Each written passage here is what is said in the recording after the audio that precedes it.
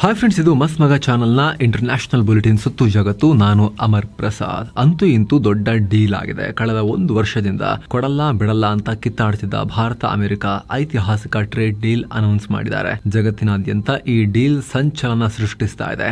ಯುರೋಪ್ನೊಂದಿಗೆ ಮಾಡಿಕೊಂಡ ಒಪ್ಪಂದ mother of all deals ಆದ್ರೆ ಇದು ಫಾದರ್ ಆಫ್ ಆಲ್ ಡೀಲ್ಸ್ ಅಂತ ಕರೀತಾ ಇದ್ದಾರೆ. Son and daughter of all deals ಯಾವುದು ಗೊತ್ತಿಲ್ಲ. ನೆಕ್ಸ್ಟ್ ಭಾರತಕ್ಕೆ F-35 ಜೆಟ್ ಬರಬಹುದು ಅಂತೆಲ್ಲ ಅಮೆರಿಕದಿಂದ ಸುದ್ದಿ ಬರ್ತಾ ಇದೆ. ಇನ್ನೊಂದ್ ಕಡೆ ಅಂತಾರಾಷ್ಟ್ರೀಯ ನ್ಯಾಯಾಲಯವೊಂದರ ತೀರ್ಪನ್ನ ಭಾರತ ಕಡ್ಡಿ ಮುರಿದಂತೆ ರಿಜೆಕ್ಟ್ ಮಾಡಿದೆ. ಎಷ್ಟು ಧೈರ್ಯ ಇದ್ರೆ ನೀವು ನಮ್ಮನ್ನ ಪ್ರಶ್ನೆ ಮಾಡ್ತೀರಾ ಅಂತ ಜಾಡಿಸಿದೆ. ಅತ್ತ ಪಾಕ್ ಮತ್ತು ಭಾರತ ನಡುವಿನ ದ್ವೇಷದ ಬಗ್ಗೆ ರಷ್ಯಾ ಹೊಸ ಸ್ಟೇಟ್ಮೆಂಟ್ ಕೊಟ್ಟಿದೆ. ಪಾಕಿಸ್ತಾನಕ್ಕೆ ಮತ್ತೊಂದು ಆಘಾತ. ಇನ್ನು ಎಂದಿನಂತೆ ಬಲೂಚಿಸ್ತಾನದ ಪರಿಸ್ಥಿತಿ ಕೈ ಮೀರಿ ಹೋಗ್ತಾ ಇದೆ. ಪಾಕ್ ಈ ಬಾರಿ ತನ್ನ ಭೂಸೇನೆ ನುಗ್ಗಿಸೋಕೆ ಪ್ಲಾನ್ ಹಾಕಿದೆ ಬಲೂಚಿಸ್ತಾನಕ್ಕೆ. ಇದೆಲ್ಲದರ ಬಗ್ಗೆ ಇವತ್ತಿನ ಸುತ್ತು ಜಗತ್ತಲ್ಲಿ ನೋಡ್ತಾ ಹೋಗೋಣ. ಮೊದಲಿಗೆ ಭಾರತ ಅಮೆರಿಕದ ಡೀಲ್ ಬಗ್ಗೆ ಸ್ವಲ್ಪ ನೋಡೋಣ. ವಿಶೇಷ ವರದಿ ನಿಮಗೆ ಇದ್ರ ಬಗ್ಗೆ ಡೀಟೇಲ್ ಆಗಿ ಬರ್ತಾ ಇದೆ. ಒಂದು ಗ್ಲಾನ್ಸ್ ನಾವಿಲ್ಲಿ ಕೊಡ್ತೀವಿ ಸ್ನೇಹಿತರೆ. ಭಾರತ ಅಮೆರಿಕ ವ್ಯಾಪಾರ ಒಪ್ಪಂದ ಫೈನಲ್ ಆಗಿದೆ. ಅಮೆರಿಕ ಅಧ್ಯಕ್ಷ ಟ್ರಂಪ್ ಮತ್ತು ಭಾರತದ ಪ್ರಧಾನಿ ನರೇಂದ್ರ ಮೋದಿ ಇದನ್ನ ಅಧಿಕೃತವಾಗಿ ಘೋಷಿಸಿದ್ದಾರೆ. ಇದರ ಅನ್ವಯ ಭಾರತದ ವಸ್ತುಗಳಿಗೆ ಇನ್ಮೇಲೆ 18% ನ ಟ್ಯಾರಿಫ್ ಮಾತ್ರ ಇರುತ್ತೆ. 50% ಇಂದ 18% ಇಳಿಸಲಾಗಿದೆ. ರಷ್ಯಾ ತೈಲ ಖರೀದಿ ಅಂತ 25% ಹಾಕಿದ್ರು. ಆಮೇಲೆ ಅದಕ್ಕಿಂತ ಬಿಫೋರ್ ರೆಸಿಪ್ರೋಕಲ್ ಟ್ಯಾರಿಫ್ ಅಂತ ಹೇಳಿ 25% ಹಾಕಿದ್ರು. ಈಗ ಟ್ರೇಡ್ ಡೀಲ್ ಅನ್ವಯ ರಷ್ಯಾ ಕಾರಣಕ್ಕೆ ಹಾಕಿದ ಟ್ಯಾರಿಫ್ ಅನ್ನ ಫುಲ್ ತೆಗೆದು ಹಾಕ್ತಾ ಇದ್ದಾರೆ. ರೆಸಿಪ್ರೋಕಲ್ ಟ್ಯಾರಿಫ್ ಅನ್ನ ಅಂದ್ರೆ ಪ್ರತಿ ತೆರಿಗೆಯನ್ನ, ಪ್ರತಿ ಸುಂಕವನ್ನ 25% 18% ಇಳಿಸ್ತಾ ಇದ್ದಾರೆ. ಇವಾಗ ಪೋಸ್ಟ್ ಹಾಕಿರೋ ಟ್ರಂಪ್, ನನ್ನ ಗ್ರೇಟ್ ಫ್ರೆಂಡ್ ಮೋದಿಯೊಂದಿಗೆ ಮಾತನಾಡಿದೆ. ಅವರು ಅತ್ಯಂತ ಗೌರವಯುತ ಮತ್ತು ಪವರ್ಫುಲ್ ಲೀಡರ್ ಅವ್ರ ದೇಶಕ್ಕೆ ಅಂತ ಮೆನ್ಷನ್ ಮಾಡಿದ್ದಾರೆ. ಅಲ್ಲಿ ಅದು ಮೆನ್ಷನ್ ಮಾಡೋ ಅವಶ್ಯಕತೆ ಇತ್ತ? ಟ್ರಂಪ್ಗೆ ತಾನು ವರ್ಲ್ಡ್ ಲೀಡರ್, ಉಳಿದವರೆಲ್ಲ ಅವ್ರ ರಾಷ್ಟ್ರಕ್ಕೆ ಅಂತ ಮೆನ್ಷನ್ ಮಾಡಿದಾಗ ಆತ್ಮಗೌರವ ಸಿಗದಂತ ಕಾಣುತ್ತೆ, ಆತ್ಮತೃಪ್ತಿ ಹೇಳಿದ್ದಾರೆ. ಹಂಗೆ ಮೆನ್ಷನ್ ಮಾಡಿ ಹೇಳಿದ್ದಾರೆ ಸ್ಪೆಸಿಫಿಕಲಿ ಪವರ್ಫುಲ್ ಮತ್ತು ಗೌರವಾನ್ವಿತ ಲೀಡರ್ ಅವ್ರ ರಾಷ್ಟ್ರಕ್ಕೆ ಅಂತ ಹೇಳಿ. ನಮ್ಮ ಟ್ರೇಡ್ ಡೀಲ್ ಬಗ್ಗೆ, ರಷ್ಯಾ ಯುಕ್ರೇನ್ ಯುದ್ಧ ಕೊನೆಗೊಳಿಸುವ ಬಗ್ಗೆ ಚರ್ಚೆ ಮಾಡಿದ್ದೀವಿ.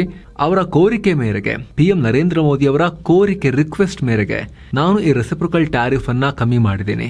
ಇದಕ್ಕೆ ಪ್ರತಿಯಾಗಿ ಭಾರತ ರಷ್ಯಾದಿಂದ ತೈಲ ಖರೀದಿ ಮಾಡೋದನ್ನ ನಿಲ್ಲಿಸೋಕೆ ಒಪ್ಪಿಗೆ ಕೊಟ್ಟಿದೆ. ಅಮೆರಿಕದಿಂದ $500 ಬಿಲಿಯನ್ ಮೌಲ್ಯದ ವಸ್ತುಗಳನ್ನ ಭಾರತ ಖರೀದಿ ಮಾಡುತ್ತೆ. ಇದಕ್ಕೆ ಟೈಮ್ ಫ್ರೇಮ್ ಹೇಳಿಲ್ಲ ಯಾವಾಗ ಮಾಡ್ತಾರೆ ಅಂತ ಹೇಳಿ, ಬಟ್ ಮಾಡುತ್ತೆ ಅಂತ ಹೇಳಿದ್ದಾರೆ. ಟ್ರಂಪ್ಗೆ ಬೇಕಾಗಿರೋದು ಹೆಡ್ಲೈನ್ ಅಲ್ವಾ, ಅದು ಸಿಕ್ಕಿದೆ. ಇದರಲ್ಲಿ ಇಂಧನ ಸೇರಿ ಇತರ ವಸ್ತುಗಳು ಕೂಡ ಇರ್ತವೆ. ಭಾರತ ಕೂಡ ಅಮೆರಿಕದ ವಸ್ತುಗಳ ಮೇಲಿನ ಟ್ಯಾಕ್ಸ್ ಅನ್ನ 0ಗೆ ಇಳಿಸಲಿದೆ ಅಂತ ಟ್ರಂಪ್ ಹೇಳಿದ್ದಾರೆ.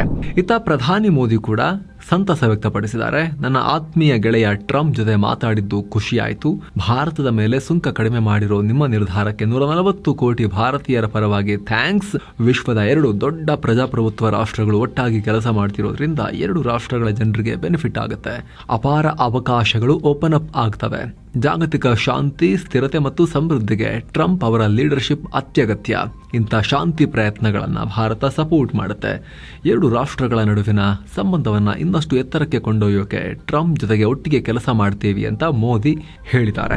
ಇನ್ನು ಭಾರತ ಮತ್ತು ಅಮೆರಿಕ ನಡುವಿನ ಟ್ರೇಡ್ ಡೀಲ್ ಹಾಗೂ ಟ್ಯಾರಿಫ್ ಇಳಿಕೆ ಬಗ್ಗೆ ಭಾರತದಲ್ಲಿರೋ ಅಮೆರಿಕ ರಾಯಭಾರಿ ಸೆರ್ಗಿಯೋ ಗೋರ್ ಮಹತ್ವದ ಸ್ಟೇಟ್ಮೆಂಟ್ ಕೊಟ್ಟಿದ್ದಾರೆ. ಟ್ರೇಡ್ ಡೀಲ್ ನ ಅನ್ವಯ ಭಾರತ ಅಮೆರಿಕದಿಂದ ಕಚ್ಚಾ ತೈಲ ಮತ್ತು ಗ್ಯಾಸ್ ಖರೀದಿ ಮಾಡುತ್ತೆ. ವೆನೆಜುವೆಲಾದಿಂದಲೂ ಕೂಡ ತೈಲವನ್ನ ಖರೀದಿ ಮಾಡಕ್ ಮುಂದಾಗುತ್ತೆ. ಹಾಗೆ ಅಮೆರಿಕದ ಯುದ್ಧ ವಿಮಾನಗಳನ್ನ ಕೂಡ F-35 ಗಳನ್ನ ಕೂಡ ಭಾರತ ಖರೀದಿ ಮಾಡಬಹುದು ಅಂತ ಹೇಳ್ತಾ ಇದ್ದಾರೆ. ನಮ್ಮ ಸೇನೆಗೂ ಕೂಡ 5th ಜನರೇಷನ್ ವಿಮಾನಗಳ ಅವಶ್ಯಕತೆ ಇದೆ. ಸೊ ಈಗ ಅವರು ಅಮೆರಿಕದ ಕಡೆಯಿಂದ ಆ ರೀತಿ ಮಾಹಿತಿ ಎಲ್ಲ ಬರ್ತಾ ಇದೆ. ನೋಡ್ಬೇಕು ಏನಾಗುತ್ತೆ ಅಂತ ಹೇಳಿ. ಆದ್ರೆ ಒಂದಂತೂ ಸ್ಪಷ್ಟ, ಉಳಿದೆಲ್ಲ ರಾಷ್ಟ್ರಗಳಿಗೆ ಸಿಕ್ಕ ಡೀಲ್ಗಿಂತ ಇದು ಬೆಟರ್ ಇದೆ. ಅಮೆರಿಕ ವಿಧಿಸಿರೋ ಟ್ಯಾರಿಫ್ ಲಿಸ್ಟ್ ನಲ್ಲಿ ಭಾರತ ತನ್ನ ಶತ್ರುಗಳನ್ನ, ಕಾಂಪಿಟೇಟರ್ ಗಳನ್ನ ಹಿಂದಕ್ಕೆ ಹಾಕಿದೆ. ಇನ್ನು ಮುಂದೆ ಭಾರತದ ವಸ್ತುಗಳಿಗೆ 18% ಟ್ಯಾಕ್ಸ್ ಇದ್ರೆ, ಪಾಕ್ ವಸ್ತುಗಳಿಗೆ 19%, ಬಾಂಗ್ಲಾ ಮತ್ತು ವಿಯೆಟ್ನಾಂಗೆ 20%, ಚೈನಾಗೆ 34% ಟ್ಯಾಕ್ಸ್ ಇರುತ್ತೆ. ಸೊ ನಮ್ಮ ಟೆಕ್ಸ್ಟೈಲ್ ಮತ್ತು ಇತರೆ ವಸ್ತುಗಳು ಇನ್ನು ಮುಂದೆ ಈ ರಾಷ್ಟ್ರಗಳ ವಸ್ತುಗಳ ಮುಂದೆ ಇನ್ನಷ್ಟು ಕಾಂಪಿಟೇಟಿವ್ ಪ್ರೈಸ್ ನಲ್ಲಿ ಅಮೆರಿಕದಲ್ಲಿ ಮಾರೋಕೆ ಸಾಧ್ಯ ಆಗುತ್ತೆ. ರಫ್ತುದಾರರಿಗೆ ಒಳ್ಳೆ ಅಡ್ವಾಂಟೇಜ್ ಇದು. ಏನು ಈ ಟ್ರೇಡ್ ಡೀಲ್ ಬಗ್ಗೆ ಇಬ್ಬರು ನಾಯಕರು ಮಾತನಾಡ್ತಿದ್ದ ಹಾಗೆ NDA ಪಾರ್ಲಿಮೆಂಟರಿ ಮೀಟಿಂಗ್ ನಡೀತು. ಅಲ್ಲಿ PM ಮೋದಿಗೆ ಭವ್ಯ ಸ್ವಾಗತವನ್ನ ಕೋರಿದ್ರು. ಎಲ್ಲ ನಾಯಕರು ಎದ್ದು ನಿಂತು ಚಪ್ಪಾಳೆ ತಟ್ಟಿದ್ರು, ಒಳ್ಳೆ ಡೀಲ್ ಮಾಡ್ಬಿಟ್ರಿ ಅಂತ ಹೇಳಿ. ಹಾರ ಹಾಕಿ ಗೌರವ ಸಲ್ಲಿಸಲಾಯಿತು. ಈ ಹಿಂದೆಲ್ಲ ರಾಜ ಮಹಾರಾಜರು ಪಕ್ಕದ ರಾಜ್ಯಕ್ಕೆ ಹೋಗಿ ಯುದ್ಧ ಮಾಡಿಕೊಂಡು ಎಲ್ಲ ಸಂಪತ್ತನ್ನ ಒಂಟೆ ಮೇಲೆ, ಆನೆ ಮೇಲೆ ತುಂಬಿಕೊಂಡು ಬಂದ್ರೆ, ಕುದುರೆ ಮೇಲೆ ತುಂಬಿಕೊಂಡ್ ಬಂದ್ರೆ ಬಹಳ ಸನ್ಮಾನ ಮಾಡ್ತಿದ್ರಲ್ಲ. ಇವಾಗ ಡೆಮೋಕ್ರಸಿ, ಇವಾಗ ಯುದ್ಧಗಳೆಲ್ಲ ಆಗಲ್ಲ, ವ್ಯಾಪಾರ ಇವಾಗ ಅಲ್ವಾ. ಸೊ ಟ್ರೇಡ್ ಡೀಲ್ ಮಾಡಿಕೊಂಡು ಬಂದ ಪ್ರಧಾನಿಗೆ ಶಾಬಾಷ್ಗಿರಿ ಕೊಟ್ಟು NDAನವರು ಹಾರ ಹಾಕಿ ಸನ್ಮಾನ ಮಾಡಿದ್ರು. ಆದ್ರೆ ವಿಪಕ್ಷಗಳು ಕಂಪ್ಲೀಟ್ ಆಗಿ ಟೀಕಿಸಿದ್ದಾರೆ, ತಿರಸ್ಕರಿಸಿದ್ದಾರೆ. ಇದನ್ನ PM ಮೋದಿ ಅಮೆರಿಕಾಗೆ ಬಾಗ್ಬಿಟ್ಟಿದ್ದಾರೆ, ಶರಣಾಗ್ಬಿಟ್ಟಿದ್ದಾರೆ ಅಂತ ಆರೋಪ ಮಾಡಿದ್ದಾರೆ. ಈ ಟ್ರೇಡ್ ಡೀಲ್ ನಲ್ಲಿರೋ ಅಂಶಗಳನ್ನ ಸದನದಲ್ಲಿ ಮಂಡಿಸಬೇಕು ಅಂತ ಕಾಂಗ್ರೆಸ್ ಒತ್ತಾಯ ಮಾಡಿದೆ. ಏನೋ ಷೇರು ಮಾರ್ಕೆಟ್ ಕೂಡ ಅದ್ಭುತವಾಗಿ ಪ್ರತಿಕ್ರಿಯೆ ಕೊಟ್ಟಿದೆ ಈ ಡೀಲ್ಗೆ. ಸೆನ್ಸೆಕ್ಸ್ ಮತ್ತು ನಿಫ್ಟಿ ಎರಡೂ ಕೂಡ ಅಬ್ಬರದೊಂದಿಗೆ ನುಗ್ತಾ ಇದ್ವು. ಕೆಲ ಸ್ಟಾಕ್ಸ್ ಅಂತೂ ಅಪ್ಪರ್ ಸರ್ಕ್ಯೂಟ್ ಹಿಟ್ ಮಾಡಿಬಿಟ್ಟಿದಾವೆ. ಎಸ್ಪೆಷಲಿ ಟೆಕ್ಸ್ಟೈಲ್ ಅಲ್ಲಿ ಅಮೆರಿಕಕ್ಕೆ ಜಾಸ್ತಿ ರಫ್ತು ಮಾಡೋದು ಎಲ್ಲ ಅಪ್ಪರ್ ಸರ್ಕ್ಯೂಟ್ ಟಾಪ್ ಅದನ್ನ ಹಿಟ್ ಮಾಡಿಬಿಟ್ಟಿದಾವೆ. ನೀವು ಸ್ಕ್ರೀನ್ ಅಲ್ಲಿ ನೋಡ್ತಾ ಇದ್ದೀರಿ, ನಾವು ಸುತ್ತು ಜಗತ್ತು ರೆಕಾರ್ಡ್ ಮಾಡೋ ಟೈಮ್ ನಲ್ಲಿ ಸೆನ್ಸೆಕ್ಸ್ ನಿಫ್ಟಿ ಲೆವೆಲ್ಸ್ ಯಾವ ತರ ಇತ್ತು ಅಂತ. ಇನ್ನೊಂದ್ ಕಡೆ ದಿಲ್ಲಿಯ ಇಂಡಿಯಾ ಗೇಟ್ ನ ಫೋಟೋವನ್ನ ಟ್ರಂಪ್ ಸೋಷಿಯಲ್ ಮೀಡಿಯಾದಲ್ಲಿ ಶೇರ್ ಮಾಡಿದ್ದಾರೆ. ಇದು ಭಾರತದ ಅತ್ಯಂತ ಸುಂದರವಾದ ಸ್ಮಾರಕ ಅಂತ ಹೊಗಳಿದ್ದಾರೆ. ಇದೇ ವೇಳೆ ಎಂದಿನಂತೆ ತಮ್ಮನ್ನು ತಾವು ಕೂಡ ಹೊಗಳಿಕೊಂಡಿದ್ದಾರೆ. ನಮ್ಮದು ಇದೆಲ್ಲಕ್ಕಿಂತ ಗ್ರೇಟ್ ಆಗಿರುತ್ತೆ ಅಂತ ಹೇಳಿದ್ದಾರೆ. ಅಮೆರಿಕದ 250ನೇ ಸ್ವಾತಂತ್ರ್ಯೋತ್ಸವದ ನೆನಪಿಗಾಗಿ ಟ್ರಂಪ್ ವಾಷಿಂಗ್ಟನ್ ಅಲ್ಲಿ ದೊಡ್ಡ ವಿಜಯ ಸ್ಮಾರಕವನ್ನ ಕಟ್ಟಿಸ್ತಾ ಇದ್ದಾರೆ. ಅದನ್ನ ಹೇಳುವಾಗ ದಿಲ್ಲಿ ಚೆನ್ನಾಗಿದೆ, ಆದ್ರೆ ನಮ್ದು ಅದಕ್ಕಿಂತಲೂ ಚೆನ್ನಾಗಿರುತ್ತೆ ಅಂತ ಹೇಳಿದ್ದಾರೆ. ಏನೋ ಬಹುನಿರೀಕ್ಷಿತ ಧುರಂಧರ್ 2 ಚಿತ್ರದ ಟೀಸರ್ ರಿಲೀಸ್ ಆಗಿದೆ. ಇದರಲ್ಲಿ ರಣವೀರ್ ಸಿಂಗ್ ಅಗೇನ್ ಭರ್ಜರಿ ಆಕ್ಷನ್ ನಲ್ಲಿ ಕಾಣಿಸಿಕೊಂಡಿದ್ದಾರೆ. ಭಾರತದ ಸೀಕ್ರೆಟ್ ಏಜೆಂಟ್ ಜಸ್ಕಿರತ್ ಸಿಂಗ್ ಪಾತ್ರದಲ್ಲಿ ಕಾಣಿಸಿಕೊಂಡಿದ್ದಾರೆ. ಟೀಸರ್ ನ ಕೊನೆಗೆ ಏ ನಯಾ ಹಿಂದೂಸ್ತಾನ್ ಹೈ, ಏ ಘರ್ ಮೇ ಗುಸೇಗಾ ಭಿ ಔರ್ ಮಾರೇಗಾ ಭಿ, ಒಳಗ್ ನುಗ್ಗುತ್ತೆ ಮತ್ತು ಹೊಡೆಯುತ್ತೆ ಕೂಡ ಅಂತ ಡೈಲಾಗ್ ಹೇಳಿದ್ದಾರೆ. ಏನೋ ಈ ಸಿನಿಮಾ ಮಾರ್ಚ್ 19ಕ್ಕೆ ತೆರೆಗೆ ಬರುತ್ತೆ. ಈಗ ಆಲ್ರೆಡಿ ಕಳೆದ ವರ್ಷ ಡಿಸೆಂಬರ್ 5ನೇ ತಾರೀಕು ರಿಲೀಸ್ ಆಗಿರೋ ಧುರಂಧರ್ 1 ಮೆಗಾ ಹಿಟ್, ಭಾರತದ ಇದುವರೆಗಿನ ಗ್ರೇಟೆಸ್ಟ್ ಹಿಟ್. 1300 ಕೋಟಿ ರೂಪಾಯಿ ಆಗೋದಕ್ಕೆ ಕಲೆಕ್ಷನ್ ಮಾಡಿದೆ, ವಿವಾದಗಳ ನಡುವೆ ಕೂಡ. ಏನು ಸಿಂಧೂ ನದಿ ಒಪ್ಪಂದ ವಿಚಾರವಾಗಿ ಹೇಗ್ನ ಮಧ್ಯಸ್ಥಿಕೆ ನ್ಯಾಯಾಲಯ ತೀರ್ಪನ್ನ ಕೊಡ್ತಲ್ಲ, ಅದನ್ನ ಭಾರತ ರಿಜೆಕ್ಟ್ ಮಾಡಿದೆ. ನಮ್ಮನ್ನ ಕೇಳೋಕೆ ನಿಮಗೇನು ಅಧಿಕಾರ ಇದೆ ಅಂತ ಹೇಳಿ ಜಾಡಿಸಿದೆ. ಇತ್ತೀಚೆಗೆ ಈ ಇಂಟರ್ನ್ಯಾಷನಲ್ ಕೋರ್ಟ್ ಆಫ್ ಆರ್ಬಿಟ್ರೇಷನ್ ಅಥವಾ ಅಂತಾರಾಷ್ಟ್ರೀಯ ಮಧ್ಯಸ್ಥಿಕೆ ನ್ಯಾಯಾಲಯ ಪಾಕ್ ಪರವಾಗಿ ತೀರ್ಪು ಕೊಟ್ಟಿತ್ತು. ಪಹಲ್ಗಾಮ್ ಉಗ್ರ ದಾಳಿ ಬಳಿಕ ಭಾರತ ಪಾಕ್ ಜೊತೆಗಿನ ಸಿಂಧೂ ಒಪ್ಪಂದವನ್ನ ಸಸ್ಪೆಂಡ್ ಮಾಡಿತ್ತಲ್ಲ, ಅದನ್ನ ಪ್ರಶ್ನಿಸಿ ಪಾಕ್ ಹೇಗ್ ನಲ್ಲಿರೋ ಈ ಅಂತಾರಾಷ್ಟ್ರೀಯ ಕೋರ್ಟ್ ಮೊರೆ ಹೋಗಿತ್ತು. ಆಗ ವಿಚಾರಣೆ ಮಾಡಿದ ಕೋರ್ಟ್ ಭಾರತ ಈ ವಿಚಾರದಲ್ಲಿ ರೆಸ್ಪಾನ್ಸಿಬಲ್ ಆಗಿ ನೋಡ್ಕೋಬೇಕು ಅಂತ ಬಿಟ್ಟಿ ಸಲಹೆ ಕೊಟ್ಟಿತ್ತು. ಅಲ್ಲದೆ ಜಮ್ಮು ಕಾಶ್ಮೀರದ ರಾಟ್ಲೆ ಮತ್ತು Kishan Ganga hydro electric project ಗಳ ಆಪರೇಷನಲ್ ಡೇಟಾವನ್ನ ಕೊಡಬೇಕು, ಫೆಬ್ರವರಿ 9ರ ಒಳಗೆ ಸಲ್ಲಿಸಬೇಕು, ಕೊಡದೆ ಹೋದ್ರೆ ಯಾಕೆ ಕೊಡ್ಲಿಲ್ಲ ಅಂತ ವಿವರಣೆ ಕೊಡಬೇಕು ಅಂತ ಹೇಳಿತ್ತು. ಇದರ ಬೆನ್ನಲ್ಲೇ ಹೌದು ಯಾರು ನೀವು ಅಂತ ಕೇಳಿದೆ. ನಮ್ಮನ್ನ ಕೇಳೋಕೆ ನಿಮಗೇನು ಹಕ್ಕಿದೆ ಅಂತ ಕೇಳಿದೆ. ಬೇಸಿಕಲಿ ಈ ಕೋರ್ಟ್ಗೆ ಯಾವುದೇ ಮಾನ್ಯತೆನೇ ಇಲ್ಲ. ಈ ಕೋರ್ಟೇ ಕಾನೂನು ಬಾಹಿರ. ಭಾರತದಂತಹ ಸಾರ್ವಭೌಮ ರಾಷ್ಟ್ರದ ಕ್ರಮಗಳನ್ನ ಪ್ರಶ್ನಿಸುವ ಅಧಿಕಾರ ನಿಮ್ಮಂತವರಿಗೆ ಇಲ್ಲವೇ ಇಲ್ಲ.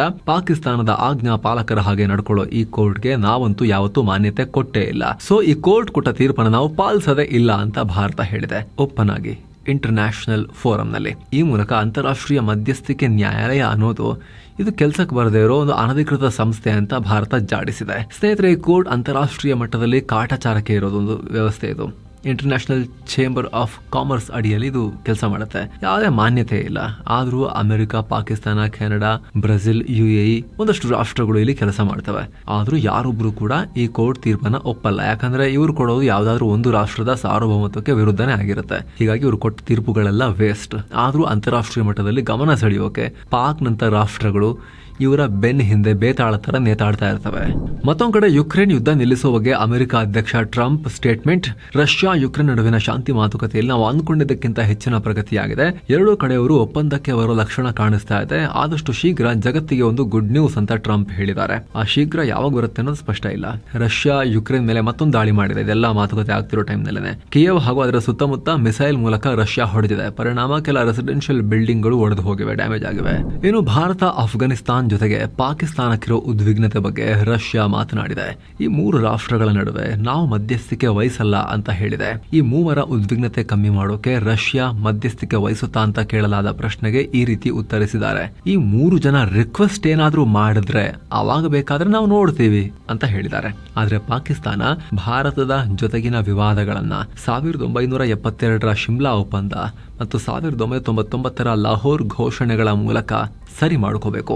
2 ರಾಷ್ಟ್ರಗಳ ನಡುವೆ ಮಾತುಕತೆ ಮೂಲಕ ಪರಿಹಾರ ಕಂಡ್ಕೋಬೇಕು ಅಂತ ಸರ್ಗಿ ಲೋವ್ರೋವ್ ಅಲ್ಲಿನ ಫಾರಿನ್ ಮಿನಿಸ್ಟರ್ ಹೇಳಿದ್ದಾರೆ. ಈ ಮೂಲಕ ಭಾರತದ ನಿಲುವನ್ನ ರಷ್ಯಾ ಕೂಡ ಪುರಸ್ಕಾರ ಮಾಡಿದೆ. ಭಾರತ ಕೂಡ ಪಾಕಿಸ್ತಾನ ಮತ್ತು ಕಾಶ್ಮೀರ ವಿಚಾರದಲ್ಲಿ ಯಾವುದೇ 3ನೇ ರಾಷ್ಟ್ರದ ಮಧ್ಯಸ್ಥಿಕೆ ನಾವು ಒಪ್ಪಲ್ಲ ಅಂತ ಹೇಳಿದೆ. ಆದ್ರೂ ಅಮೆರಿಕದಂತಹ ರಾಷ್ಟ್ರಗಳು ಆಗಾಗ ಮೂಗು ತೂರ್ಸೋಕ್ ಬರ್ತಾರೆ. ಪಾಕ್ ಕೂಡ ರಷ್ಯಾ ಸೇರಿ ಬೇರೆ ರಾಷ್ಟ್ರಗಳನ್ನ ಎಳ್ಕೊಂಡ್ ಬರಕ್ಕೆ ನೋಡ್ತಾ ಇತ್ತು. ಈಗ ರಷ್ಯಾ ತನ್ನ ನಿಲುವನ್ನ ಸ್ಪಷ್ಟಪಡಿಸಿದೆ. ಏನು ಇರಾನ್ ಮತ್ತು ಅಮೆರಿಕ ನಡುವಿನ ಉದ್ವಿಗ್ನತೆ ತಣ್ಣಗಾಗೋ ಸೂಚನೆ ಸಿಗ್ತಾ ಇದೆ. ಟ್ರಂಪ್ ರ ವಿಶೇಷ ರಾಯಭಾರಿ ಸ್ಟೀವ್ ವಿಟ್ಕಾಫ್ ಇರಾನ್ ವಿದೇಶಾಂಗ ಮಂತ್ರಿ ಅಬ್ಬಾಸ್ ಅರಾಕ್ಚಿಯೊಂದಿಗೆ ಮಾತುಕತೆ ಮಾಡ್ತಾರೆ. ಟರ್ಕಿಯ ಇಸ್ತಾಂಬುಲ್ ನಲ್ಲಿ ಫೆಬ್ರವರಿ 6ಕ್ಕೆ ಮಾತುಕತೆ. ಅಮೆರಿಕನ್ ಅಧಿಕಾರಿಗಳೇ ಇದನ್ನ ಕನ್ಫರ್ಮ್ ಮಾಡಿದ್ದಾರೆ.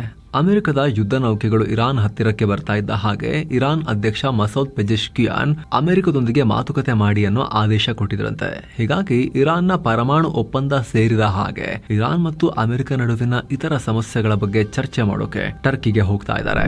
ಏನು ಮುಂದಿನ ವರ್ಲ್ಡ್ ಕಪ್ ನಲ್ಲಿ ನಾವು ಭಾರತದೊಂದಿಗೆ ಆಡಲ್ಲ, ಬಾಯ್ಕಾಟ್ ಮಾಡ್ತೀವಿ ಅಂತ ಹೇಳಿ ಬಾಯ್ ಬಡ್ಕೊಂಡಿದ್ದ ಪಾಕ್, ಈಗ ಪಾಕ್ನ defence minister Khwaja Asif BCCI ಮೇಲೆ ದೊಡ್ಡ ಆರೋಪ ಮಾಡಿದ್ದಾರೆ. ಇವರು ಬಿಸಿಸಿಐ ಐಸಿಸಿಯನ್ನ ಒತ್ತೆಯಾಳಾಗಿ ಇಟ್ಕೊಂಡಿದೆ ಅಂತ ಹೇಳಿದ್ದಾರೆ. ಐಸಿಸಿಯನ್ನ ಭಾರತ ಕಂಟ್ರೋಲ್ ಮಾಡ್ತಾ ಇದೆ. ಭಾರತ ತನ್ನ ವ್ಯಾಪಾರ ಹಿತಾಸಕ್ತಿಗಳಿಗಾಗಿ ಕ್ರೀಡೆಯನ್ನ ಬಲಿ ಕೊಡ್ತಾ ಇದೆ. ಹೀಗಾಗಿ ಕ್ರಿಕೆಟ್ ಈಗ ಸಭ್ಯರು ಆಡೋ ಆಟವಾಗಿ ಉಳಿದಿಲ್ಲ ಅಂತ ಹೇಳಿದ್ದಾರೆ. ಇನ್ನು ಬಲೂಚಿಸ್ತಾನದಲ್ಲಿ ಪಾಕ್ ಸೇನೆಯ ಅಟ್ಟಹಾಸ ಕಂಟಿನ್ಯೂ ಆಗಿದೆ. ಈಗ ಪಾಕ್ ಸೇನೆ ಮತ್ತೆ ಅಮಾಯಕರ ಮೇಲೆ ಗುಂಡು ಹಾರಿಸಿದೆ. ಪರಿಣಾಮ 10 ಜನ ಪ್ರಾಣ ಕಳ್ಕೊಂಡಿದ್ದಾರೆ. ಬಲೂಚಿಸ್ತಾನದ ನೋಶ್ಕಿ ಜಿಲ್ಲೆಯಲ್ಲಿ ಸಂಚರಿಸ್ತಾ ಇದ್ದ ಪ್ಯಾಸೆಂಜರ್ ವಾಹನದ ಮೇಲೆ ದಾಳಿ ಮಾಡಲಾಗಿದೆ. Baloch voice for justice BVJ ಅನ್ನೋ ಮಾನವ ಹಕ್ಕುಗಳ ಸಂಘಟನೆ ಪಾಕ್ ಸೇನೆಯ ಈ ಉಗ್ರ ಮುಖವನ್ನ ಬಯಲಿಗೆಳೆದಿದೆ. ಸದ್ಯ ಬಲೂಚಿಸ್ತಾನ ಬೂದಿ ಮುಚ್ಚಿದ ಕೆಂಡ ತರ ಇದೆ. ಅಲ್ಲಿ ಹೆಚ್ಚಿನ ಸೇನೆ ಕಳಿಸಬೇಕು ಅಂತ ಪಾಕ್ ಡಿಫೆನ್ಸ್ ಮಿನಿಸ್ಟರ್ ಖ್ವಾಜಾ ಆಸಿಫ್ ಹೇಳಿದ್ದಾರೆ. ಹಾಗೆ ಬಲೂಚಿಸ್ತಾನ ಲಿಬರೇಷನ್ ಆರ್ಮಿ ಕ್ರಿಮಿನಲ್ ಗ್ಯಾಂಗ್ಗಳಿಗೆ ಆಶ್ರಯ ಕೊಡ್ತಾ ಇದೆ, ಅವರನ್ನ ರಕ್ಷಿಸ್ತಾ ಇದೆ. ಆದರೆ ಪಾಕಿಸ್ತಾನ ಭಯೋತ್ಪಾದನೆ ನಿರ್ಮೂಲನೆ ಮಾಡೋಕೆ ಕಮಿಟ್ ಆಗಿದೆ ಅನ್ನೋ ಕಾಟಾಚಾರದ ಹೇಳಿಕೆ ಕೊಟ್ಟಿದ್ದಾರೆ. ಇನ್ನು ನಾರ್ವೆಯ ರಾಜಮನೆತನಕ್ಕೆ ಕಾನೂನು ಸಂಕಷ್ಟ.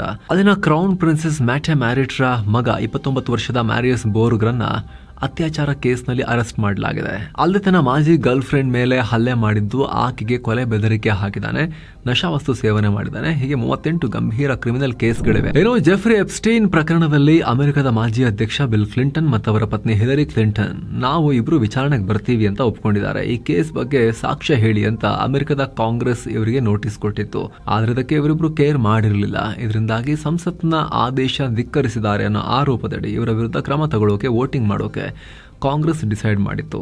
ಏನು ವೋಟಿಂಗ್ಗೆ ಕೆಲವೇ ಗಂಟೆ ಇರುವಾಗಲೇ ಬರ್ತೀವಿ ಅಂತ ಹೇಳಿದ್ದಾರೆ. ಇನ್ನು ಸ್ನೇಹಿತರೆ, ಕೆಲವರೆಲ್ಲ PM ಮೋದಿ ಹೆಸರಿತ್ತಲ್ವಾ ಅಂತ ಹೇಳಿ ಕಾಮೆಂಟ್ ಮಾಡ್ತಾ ಇದ್ರು. ನಾವು ಸುದ್ದಿ ಜಗತ್ತಲ್ಲಿ ಹಿಂದೆ ಅದರ ಬಗ್ಗೆ ಮಾಹಿತಿಯನ್ನು ಕೊಟ್ಟಿದ್ವಿ ಏನು ಅಂತ ಹೇಳಿ. ಎಪ್ಸ್ಟೀನ್ ವಿಚಾರದಲ್ಲಿ ಯಾವುದೇ ಗಂಭೀರ ಆರೋಪಗಳನ್ನ ಭಾರತದ ರಾಜಕಾರಣಿಗಳ ಮೇಲೆ PM ಮೋದಿ ಮೇಲೆ ಮಾಡಿಲ್ಲ. PM ಮೋದಿ ಇಸ್ರೇಲಿಗೆ ಭೇಟಿ ಕೊಟ್ಟರಲ್ಲ, ರಾಜತಾಂತ್ರಿಕ ಭೇಟಿ, ಭಾರತ ಇಸ್ರೇಲ್ ನಡುವಿನ ಒಂದು ಅಫಿಷಿಯಲ್ ವಿಸಿಟ್, ಅದು ಇಸ್ರೇಲಿಗೆ ಹೋಗಿದ್ದು. ಅದ್ರ ಬಗ್ಗೆ ಈತ ಬೇರೆಯವರೊಂದಿಗೆ ಮಾತನಾಡಬೇಕಾದ್ರೆ ಕಾಮೆಂಟ್ ಮಾಡಿರೋದು ಮೇಲ್ನಲ್ಲಿ, ಆ ರೀತಿ ಉಲ್ಲೇಖ ಅದು ಬಿಟ್ಟು PM ಮೋದಿ ಈತನ ಐಲ್ಯಾಂಡಿಗೆ ಹೋಗಿದ್ದಾಗ್ಲಿ, ಈತನ ಭೇಟಿಯಾಗಿದ್ದಾಗ್ಲಿ ಆ ಥರ ಅಲ್ಲ ಇದು. ಸೊ ಸದ್ಯಕ್ಕೆ ಅದ್ರ ಬಗ್ಗೆ ಕ್ಲಾರಿಟಿ ಇರಲಿ ಸ್ನೇಹಿತರೆ. ಇನ್ನು ಸ್ನೇಹಿತರೆ, ನೀವು ಕೂಡ ಭೂಲೋಕದ ಸ್ವರ್ಗ ಕಾಶ್ಮೀರದ ಸೌಂದರ್ಯ ನೋಡೋಕೆ ಹೋಗಬೇಕು ಅಂತ ಇದ್ರೆ 7 ಸೈನ್ಸ್ನ ಪ್ಯಾಕೇಜ್ ಏಪ್ರಿಲ್ 2ಕ್ಕೆ ಹೊರಡೋದು. 6 ಡೇಸ್ನ total package, all inclusive package 53,700 ರೂಪಾಯಿಗೆ. ಆಸಕ್ತರು ಕಾಲ್ ಮಾಡಿ ಬುಕ್ ಮಾಡ್ಕೊಂಡು ಹೋಗಿ ಬರ್ಬೋದು. ಏನು ಮಸ್ಕ್ ಒಡೆತನದ ಸ್ಪೇಸ್ ಎಕ್ಸ್, ಮಸ್ಕ್ ಒಡೆತನದ್ದೇ ಆದ ಆರ್ಟಿಫಿಷಿಯಲ್ ಇಂಟೆಲಿಜೆನ್ಸ್ ಕಂಪನಿ XAI ಅನ್ನ ಕಂಟ್ರೋಲ್ ತಗೊಂಡಿದೆ, ಸ್ವಾಧೀನಪಡಿಸಿಕೊಂಡಿದೆ. ಮಸ್ಕ್ ಇದನ್ನು ಕನ್ಫರ್ಮ್ ಮಾಡಿದ್ದಾರೆ. ಮೂಲಕ ಸ್ಪೇಸ್ ಮತ್ತು ಆರ್ಟಿಫಿಷಿಯಲ್ ಇಂಟೆಲಿಜೆನ್ಸ್ ಅನ್ನ ಒಂದೇ ಸೂರಿನಡಿ ತರಲಾಗಿದೆ. ಇದು ಅತಿ ದೊಡ್ಡ ಡೀಲ್. ಮಾಹಿತಿ ಪ್ರಕಾರ ಇದು ಸುಮಾರು $250 ಬಿಲಿಯನ್ ಮೌಲ್ಯದ ಡೀಲ್. ಈ ಹಿಂದೆ ವೊಡಾಫೋನ್ ಜರ್ಮನಿಯ ಮ್ಯಾನಸ್ಮನ್ ಕಂಪನಿಯನ್ನ $203 ಬಿಲಿಯನ್ ಖರೀದಿ ಮಾಡಿತ್ತು. ಈ ಹೊಸ ಡೀಲ್ ಹಳೆ ದಾಖಲೆಯನ್ನ ಬ್ರೇಕ್ ಮಾಡಿದೆ. ಇನ್ನು ಈ ಡೀಲ್ ಪ್ರಕಾರ XAI ನಲ್ಲಿ ಹೂಡಿಕೆ ಮಾಡಿದವರಿಗೆ ಪ್ರತಿ ಒಂದು ಶೇರಿಗೆ 0.1433 ಸ್ಪೇಸ್ ಎಕ್ಸ್ ಶೇರ್ಗಳು ಸಿಗಲಿವೆ. ಜೊತೆಗೆ XAI ನ ಕೆಲ ಅಧಿಕಾರಿಗಳು ಬೇಕಿದ್ರೆ ಸ್ಪೇಸ್ ಎಕ್ಸ್ ಶೇರಿನ ಬದಲು ಹಣ ಕೂಡ ಪಡಿಬಹುದು. ಪ್ರತಿ ಶೇರ್ಗೆ $75.46 ದುಡ್ಡು ಸಿಗುತ್ತೆ ಅಂತ ಮಾಹಿತಿ ಲಭ್ಯ ಆಗ್ತಾ ಇದೆ. ಇನ್ನೊಂದು ಕಡೆ ರಷ್ಯಾ ಆಫ್ರಿಕಾದಲ್ಲಿ ಆಪರೇಷನ್ ಮಾಡಿರೋದನ್ನ ಹೇಳಿದೆ. ಕಳೆದ ವಾರ ನೈಜರ್ ರಾಷ್ಟ್ರ ರಾಜಧಾನಿ ನಿಯಾಮಿ ಏರ್ಪೋರ್ಟ್ ಮೇಲೆ IS ಉಗ್ರರು ದಾಳಿ ಮಾಡಿದ್ರು. ಆಗ ಆ ದಾಳಿಯನ್ನ ಹಿಮ್ಮೆಟ್ಟಿಸೋಕೆ ನಮ್ಮ ಸೈನಿಕರು ಫೀಲ್ಡ್ಗೆ ಇಳಿದಿದ್ರು ಅಂತ ರಷ್ಯಾದ ವಿದೇಶಾಂಗ ಇಲಾಖೆ ಹೇಳಿದೆ. ಈ ಏರ್ಪೋರ್ಟ್ ನಲ್ಲಿ ರಷ್ಯಾದ ಸೈನಿಕರು ಕೂಡ ಇದ್ರು. ಉಗ್ರ ದಾಳಿ ಆಗ್ತಿದ್ದ ಹಾಗೆ ನೈಜರ್ ಸೈನಿಕರೊಂದಿಗೆ ಸೇರಿ ರಷ್ಯಾ ಸೈನಿಕರು ಕೂಡ ಫೈಟ್ ಮಾಡಿದ್ರು. ಈ ದಾಳಿಯಲ್ಲಿ ಸುಮಾರು 20 ಉಗ್ರಗಾಮಿಗಳನ್ನ ಹೊಡೆದು ಹಾಕಿದ್ದೀವಿ. ಕೆಲವರನ್ನ ಸೆರೆ ಹಿಡಿಯಲಾಯಿತು. 4 ಸೈನಿಕರು ಗಾಯಗೊಂಡ್ರು ಅಂತ ರಷ್ಯಾ ಹೇಳಿದೆ. ಇನ್ನೊಂದು ಕಡೆ ಸೌರಮಂಡಲದ ಅತಿದೊಡ್ಡ ಗ್ರಹ ಗುರು ಗ್ರಹ ಅಥವಾ ಜುಪಿಟರ್ ಬಗ್ಗೆ ಇಸ್ರೇಲ್ ವಿಜ್ಞಾನಿಗಳು ಕುತೂಹಲಕಾರಿ ಮಾಹಿತಿಯನ್ನ ಹೊರಗೆ ಹಾಕಿದ್ದಾರೆ. 50 ವರ್ಷಗಳಿಂದ ನಂಬಿರೋ ಹಾಗೆ ಗುರು ಗ್ರಹದ ಗಾತ್ರ ದೊಡ್ಡದಾಗಿಲ್ಲ, ಚಿಕ್ಕದಾಗಿದೆ ಮತ್ತು ಚಪ್ಪಟೆಯಾಗಿದೆ ಅಂತ ಹೇಳಿದ್ದಾರೆ. ನಾಸಾದ ಜೂನೋ ಸ್ಪೇಸ್ ಕ್ರಾಫ್ಟ್ ನ ಡೇಟಾವನ್ನು ಬಳಸಿಕೊಂಡು ಇಸ್ರೇಲ್ನ ವೈಜಮೆನ್ ಇನ್ಸ್ಟಿಟ್ಯೂಟ್ ನ ವಿಜ್ಞಾನಿಗಳು ಈ ತರ ಇಂಟರ್ಪ್ರೆಟ್ ಮಾಡಿದ್ದಾರೆ. ಇದರ ಪ್ರಕಾರ ಈ ಗುರು ಗ್ರಹದ ರೇಡಿಯಸ್ ಸಮಭಾಜಕದಲ್ಲಿ ಸುಮಾರು 4 ಕಿಲೋಮೀಟರ್ ಕಮ್ಮಿಯಾಗಿದೆ. ಸುಮಾರು 71,484 ಕಿಲೋಮೀಟರ್ ಇದೆ ಅಂತ ಹೇಳಿದ್ದಾರೆ. ಮತ್ತು ಧ್ರುವ ಪ್ರದೇಶಗಳಲ್ಲಿ ಸುಮಾರು 12 ಕಿಲೋಮೀಟರ್ಗಳಷ್ಟು ಚಪ್ಪಟೆಯಾಗಿದೆ ಅಂತ ಸಂಶೋಧಕರು ಹೇಳಿದ್ದಾರೆ. ಜೊತೆಗೆ ಮೊದಲಿನ ತರ ಇದು ಯಾವುದೇ ಅಂದಾಜಲ್ಲ, ನಿಖರವಾಗಿದೆ ಅಂತ ಕೂಡ ಹೇಳಿಕೊಂಡಿದ್ದಾರೆ. ಸೊ ಫ್ರೆಂಡ್ಸ್, ಇದಾಗಿತ್ತು ಇವತ್ತಿನ ಜಗತ್ತಿನ ಸುತ್ತಾಟ. ಸ್ನೇಹಿತರೆ, ವಿಡಿಯೋ ಕೆಳಗಡೆ ಜಾಯಿನ್ ಬಟನ್ ಇದೆ. ಆಸಕ್ತ ವೀಕ್ಷಕರು ಅದ್ರ ಮೇಲೆ ಕ್ಲಿಕ್ ಮಾಡೋ ಮೂಲಕ ಮಸ್ತ್ಮಗ ಪ್ರೀಮಿಯಂ ಮೆಂಬರ್ಸ್ ಆಗ್ಬೋದು. ಆ ಮೂಲಕ ಎಲ್ಲ ಮೆಂಬರ್ ಓನ್ಲಿ ವಿಡಿಯೋಸ್ ಅನ್ನ ನೀವು ಕೂಡ ನೋಡೋಕೆ ಶುರು ಮಾಡಬಹುದು. ಅದರಲ್ಲಿ weekly member only business bulletin, business, current power, special videos, economics ನ ಮಿನಿ ಸೀರೀಸ್, ಸೀರೀಸ್ ಈ ರೀತಿ ಸಾಕಷ್ಟು ಮೆಂಬರ್ ಓನ್ಲಿ ಕಾಂಟೆಂಟ್ ಇರುತ್ತೆ, ಲೈವ್ ಕೂಡ ಆಗಾಗ ಇರುತ್ತೆ. ಎಲ್ಲಕ್ಕಿಂತ ಹೆಚ್ಚಾಗಿ ನೀವು ನಮ್ಮ ತಂಡದ ನಿಷ್ಪಕ್ಷಪಾತ ಕೆಲಸಕ್ಕೆ ಬೆಂಬಲ ಕೊಟ್ಟಂತೂ ಆಗುತ್ತೆ ಸ್ನೇಹಿತರೆ. ಆಸಕ್ತರು ಚೆಕ್ ಮಾಡಿ ಜಾಯಿನ್ ಬಟನ್. ಮತ್ತೆ ಭೇಟಿ ಆಗ್ತಿರೋಣ. ನಮಸ್ತೆ.